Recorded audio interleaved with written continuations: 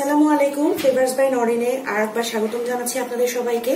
সামনে আমাদের ঈদুল আজহা, তো এই ঈদের দিনে আসলে রোস্টের রান্নাটা খুব স্বাভাবিক, আমাদের সবার বাসাতেই রোস্ট রান্না করা হয়। আর শুধু ঈদ না, আমরা অনেক সময় মানে রোস্ট খেতে পছন্দ করি, রোস্টটা খুব ভালো লাগে খেতে। তো আমি আজকে দেখাচ্ছি খুব সহজ উপায়ে যারা প্রবাসে আছেন বা যারা কর্মজীবী আছেন তাদের বাসার মানুষদের জন্য কিভাবে সহজে একদম রোস্ট করতে পারবেন। আমার কাছে রোস্টের কিছু রিকোয়েস্ট ছিল, তবে প্রবাসী যারা বন্ধুরা আছেন তাদের জন্য আসলে আমি ব্রয়লার মুরগি দিয়ে রোস্ট করে দেখাবো ইনশাল্লাহ। তবে আজকে যে রোস্ট করে দেখাচ্ছি সেটা হচ্ছে পাকিস্তানি কক মুরগি দিয়ে, কারণ কক মুরগি দিয়ে এখন র্যান্ডম আসলে রোস্ট করা হয়, তো সেইটাই আপনাদের সাথে শেয়ার করব আমি কিভাবে একদম সহজ উপায়ে আমাদের ঘরে যে সব উপকরণ থাকে তার সাথে দু একটা উপকরণ কম বেশি বাড়িয়ে কিভাবে তৈরি করি সেই রোস্টের উপকরণ রেসিপিটাই আমি আসলে শেয়ার করব। তাহলে এই জন্য আমি এখানে নিয়েছি 4টা পাকিস্তানি মুরগি। এটাকে আমি প্রথমে যেটা করব সেটা হচ্ছে কিছু পরিমাণ লবণ দিয়ে এবং জর্দার রং বা পোলার রং যেটাকে আমরা বলি, গ্রসারিতে বা আমরা আগোড়া মিনা বাজারে পেয়ে যাব, জাফরান কালার বলে তারা, আসলে এটা পোলারের রং। তো এটা দিয়ে আমি যেটা করব, এটাকে আমি ভালো করে মাখিয়ে নিব। এটা বাবুর্চির রান্নাও বলতে পারেন, বাবুর্চির রেসিপিও বলতে পারেন। আর আমার এই রোস্টটা আমার আসলে নিজেরই খুব পছন্দ, আমার মতে খুব ভালো আউটকাম হয়, এটার খারাপ হয় না।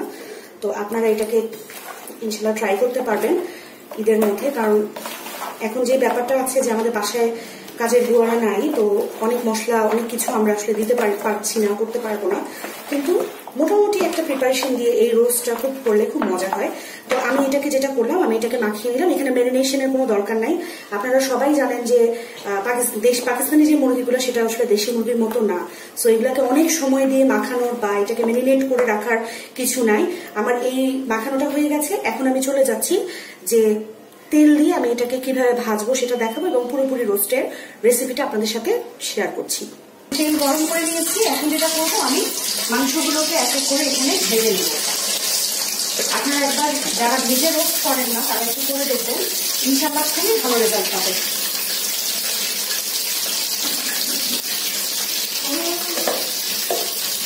আমি এইভাবে করে সবগুলো মাংস সুন্দর করে, এখানে আসলে লাল করে ভাজা না বা চিকেন ফ্রাইয়ের মতো ভাজা না, আসলে এটাকে জাস্ট একটু রং বদলে যাবে, একটু ভাজা হয়ে যাবে, তার ভেজে আমরা তুলে দেব।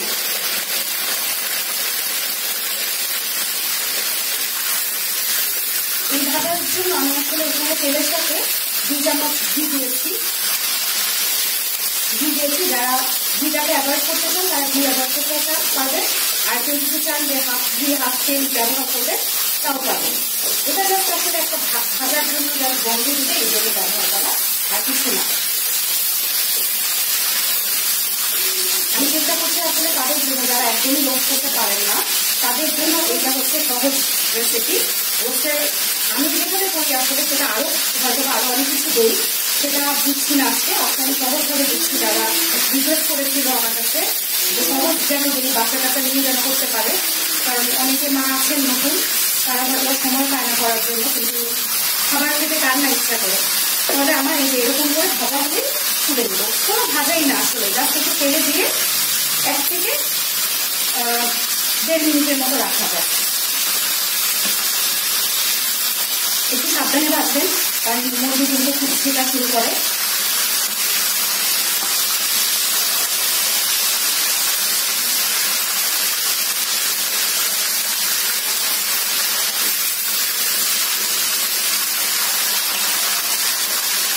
আমি এখন আসলে ভিডিও বানাতে গিয়ে বুঝতে পারছি যে আপুরা ভিডিও করে তারা আসলে কত কষ্ট করে।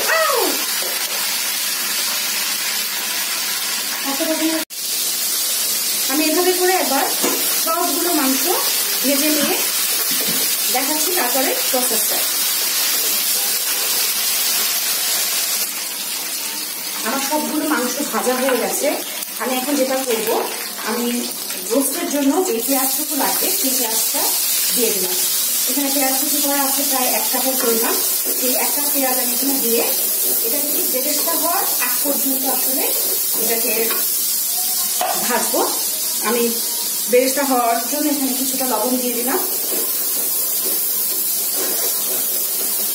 এটা বেরেস্তা হবে না আসলে, এখানে আমি যে মশলাটা প্রিপারেশন করবো রোস্টের, তো এটা হতে থাকুক, আমি ততক্ষণ হচ্ছে আমাদের রোস্টের যে মশলা সেটা করতে থাকি।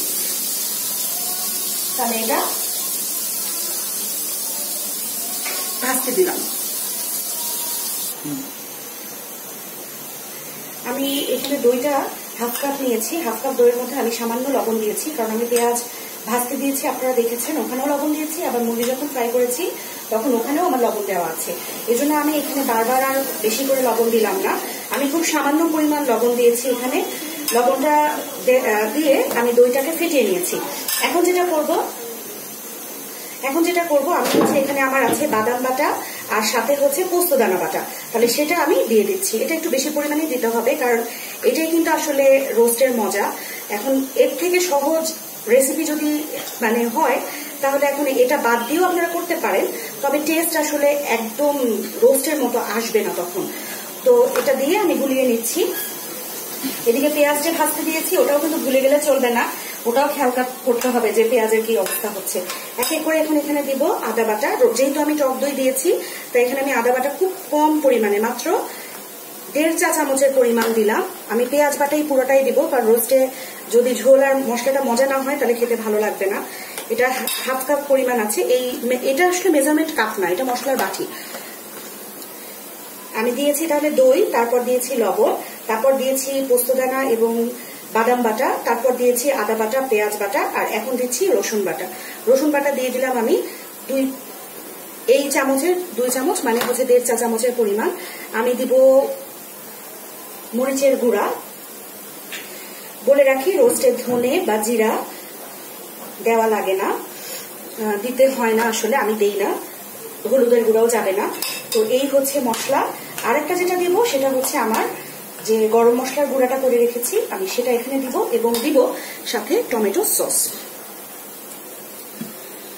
এটা বাসায় বানানো টমেটো সস, আপনারা কেনাটাও দিতে পারেন, রেজাল্ট একই হবে, এটা একটু পিওর আর কি, আর কিছু না। আর দিয়ে দিচ্ছি আমার বানানো কাবাব মশলা বা গরম মশলা, সেটা আমি দিলাম এখানে পুরো 1 চা চামচের পরিমাণ। আমি লাস্টে আর একটু দিব।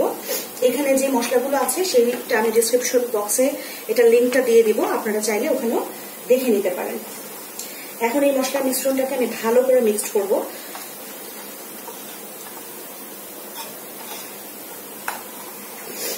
এখন যেটা করব, এই মিক্সড করা মশলাটা আমার পেঁয়াজের ঠিক বেরেস্তা না, কিন্তু আমার পেঁয়াজটা কিছুটা ভাজা হয়ে গেছে। এখন আমি সেই ভাজা পেঁয়াজের মধ্যে এটাকে দিয়ে কষিয়ে নিব। আপনারা দেখতেই পাচ্ছেন যে পেঁয়াজটা কি সুন্দর এরকম হয়ে গেছে, এটা কিন্তু বেরেস্তা হয়নি, বাট একটু ভাজা ভাজা হয়ে গেলে আমি এই রোস্টের জন্য যে মশলাটা করে রেখেছিলাম এই মশলাটা দিয়ে দেব।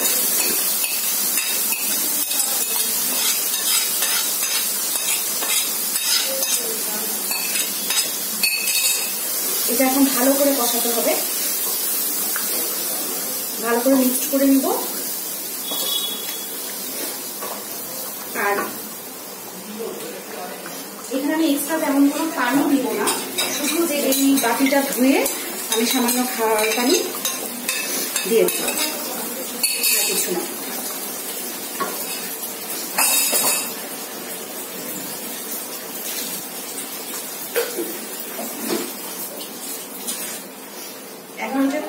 এখন এটাকে যেটা করব সেটা হচ্ছে ভালো করে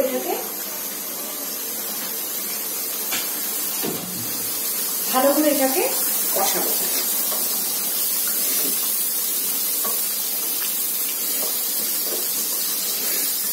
শাহী রোস্ট যেটাকে বলে, সেখানে আসলে আমি মাওয়া দিই, সেখানে আমি কিশমিশ বাটা দিই, তবে এটা আমি আসলে একান্তই তাদের জন্য দেখিয়েছি যারা ঝটপট রোস্ট করতে চান কিন্তু তাদের আসলে রোস্ট কিভাবে করতে হয় অ্যাকচুয়ালি জানেন না, তাহলে সেই রেসিপিটা আসলে শেয়ার করলাম।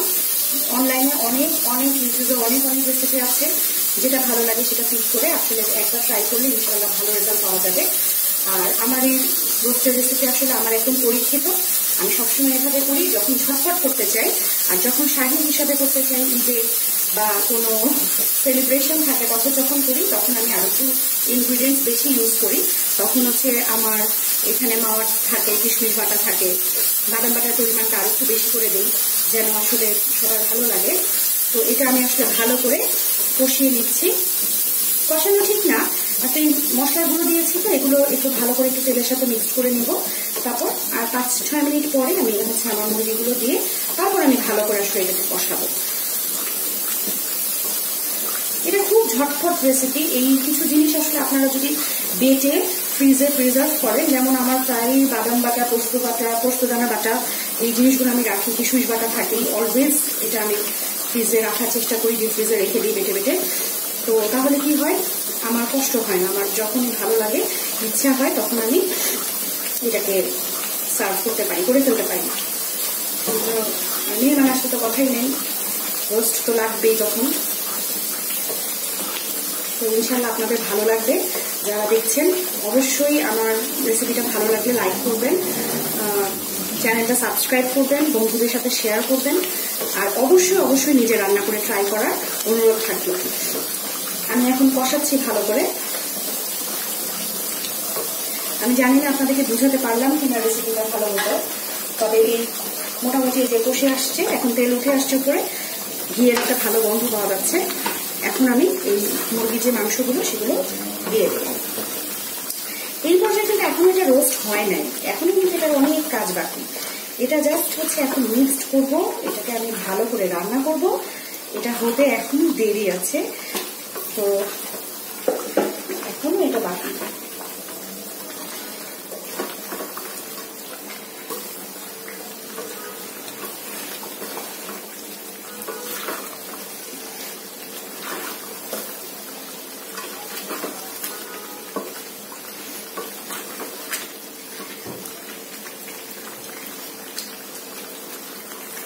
আমি কিছু কাঁচামরিচ দিয়ে দিলাম, বেশি জাল বাড়াচ্ছি না, কারণ সব করে তলা লেগে যেতে পারে।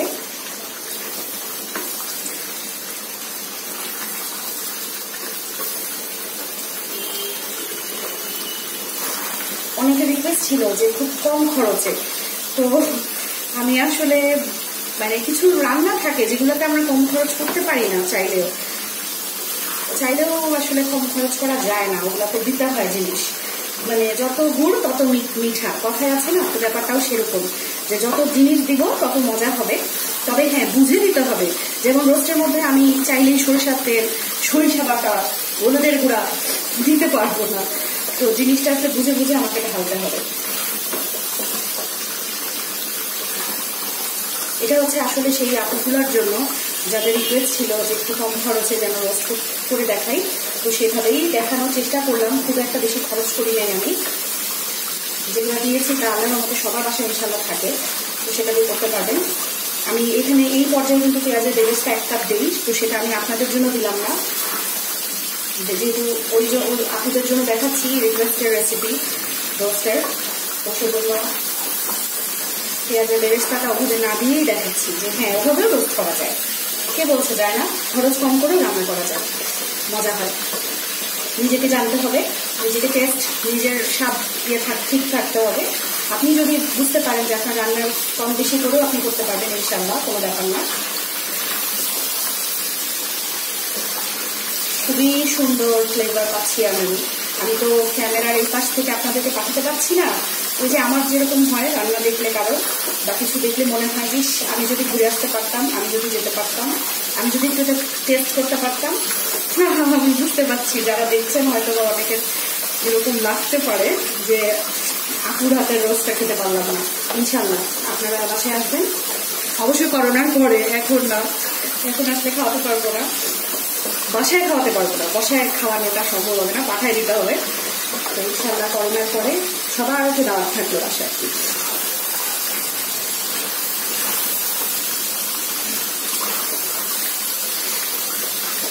রেস্টুরেন্টের খাওয়া আসলে কখনোই আমাদের এইভাবে বাসার মতো যত্ন করে হবে না। চেষ্টা করবেন বাসায় করার, আপনারা ভাইয়ারা রিকোয়েস্ট থাকবে বাসায় রান্না করবেন। বাসার রান্না অনেক সুস্বাদু, অনেক অনেক অনেক ভালো। আমরা বাসায় যা ব্যবহার করি প্রত্যেকটা ইনগ্রিডিয়েন্টস আমাদের টাটকা থাকে, কোনো কিছু আমরা বাসি নোংরা ব্যবহার করি না, আমরা নিজেরা চেষ্টা করি যত্ন করে করার। আমি এই যে এইভাবে করে এখন এটাকে বসাই।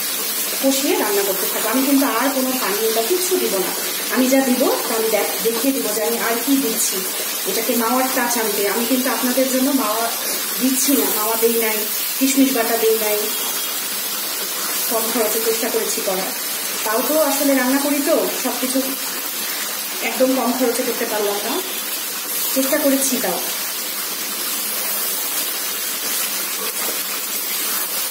এভাবে এটা রান্না হবে।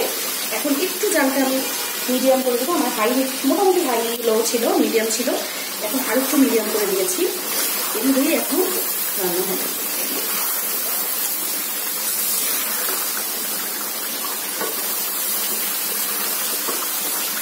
দোয়া করবেন আমাকে যেন আমার চ্যানেলটা অনেক বড় হয়, আমি যেন আমার যে জ্ঞানটা আছে ওটা যেন আমি দিতে পারি। কারণ আমি মনে করি এটা সাদকা। আমার এই জ্ঞানটা নিয়ে যদি আমি মারা যাই তাহলে আর কি লাভ হলো, তাই না? আমি যদি আপনাদের মাঝে দিতে পারি তাহলে আমার অনেক ভালো লাগবে। আপনারা যদি আমার রান্নার রেসিপি ট্রাই করেন আমার অনেক ভালো হবে, সেটা অনেক বড় আমার জন্য। আমি অনেক অনেক খুশি হব। আমরা আসলে ছোট ছোট কাজগুলোর মাধ্যমেও সাদকা করতে পারি। সাদকা বা আল্লাহর ইবাদত করা, রান্নার সময় যে আমি কিন্তু মনে সবসময় আল্লাহর নাম নিতে থাকি, আল্লাহর বিসমিল্লাহির রহমানির রহিম বলতে থাকি। এইটাও কিন্তু আমাদের জিকির বা ইবাদত। জিকির করার জন্য, ইবাদত করার জন্য সবসময় নামাজটা থেকে বসতে হয় না। ভালো কাজগুলো রান্না করার সময়, যে কোনো কাজ করার সময় যদি আমরা আল্লাহর নামটা মনে রাখি, মুখে রাখি, তাহলেও অনেক ভালো কাজ। আমি অনেক কথা বলে ফেলতেছি আজকে, তাই না? আমার মনে হচ্ছে না আজকে অনেক কথা বলছি, কারণ রান্নাটা অনেক লেন্দি তো, অনেক বড় রান্না। আমি কেটে ছেটে দেখাচ্ছি না, ওরকম চেষ্টা করছি একদম যেভাবে করে ধরে ধরে করি সেভাবে দেখানো, যেন যে আপনাদের রিকোয়েস্ট ছিল তারা যেন বুঝতে পারে। কারণ আমার কাছে অনেকেই ফোন করে খুব রিকোয়েস্ট করে বলছে যে একটু দেখাস, অনেকে বলছে দেখিও, মানে তুমি এবং তুই উভয় দলই আমাকে ফোন করেছে। আমি জানি না আমি তাদের কতটুকু হেল্প করতে পারছি। আমি আমার চেষ্টা থাকবে আপনাদের জন্য সাহায্য করার, আমি চেষ্টা করব। এই যে এখনো আমার রোস্ট মোটামুটি 70-85% হয়ে গেছে। এখন আমি কিছু লাস্ট জিনিস দিই, সেটা আমি দিব।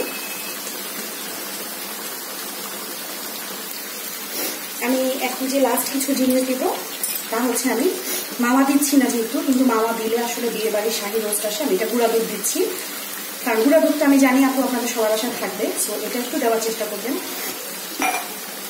আমি আবার একটু ঘি দিব। এই কোয়ার্টার ইনগ্রিডিয়েন্টস আসলে আমি বাদ দিতে পারলাম না। আমি ভাজার সময় ঘি দিয়েছিলাম, এখন আবার কিছু দিলাম। আর যেটা দিব আমি এখন একটু গোলাপ পানি দিব। যারা গোলাপ পানি পছন্দ করেন না তারা গোলাপ পানি দিবেন না। আমার রোস্ট প্রায় ডান। এই গুঁড়া দুধটাই হচ্ছে আসলে আমাদেরকে মাওয়ার যে টেক্সচার, কিছুটা দিবে, তাও আপনাদের উপকার হবে আশা করি। আমার রোস্ট রান্না একদম শেষ। আমি একটুখানি লবণটা টেস্ট করবো যে কেমন হলো। আলহামদুলিল্লাহ ডান, কিছুই আর এক্সট্রা দিতে হবে না। আমার রোস্ট একদম রেডি হয়ে গেছে।